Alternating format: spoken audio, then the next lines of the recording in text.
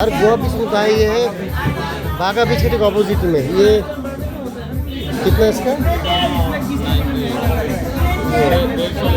90 रुपये प्राइस है, MRP 90 रुपया और 200 रुपये मांग रहा है।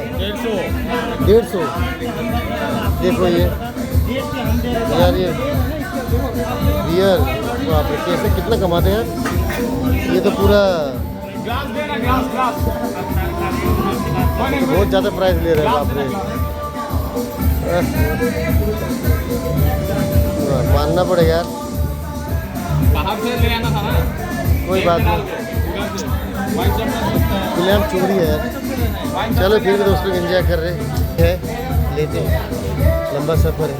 चलो ये लोग वो है, ये जो ये बोल रहे थे ना हम आएंगे नहीं, देखो ये देखो क्या क्या ले रहे साहब। छी छी छी, मैं नहीं पीऊँगा, मैं शराब पीऊँगा। शाबाश, ये हमारे सूरज भाई।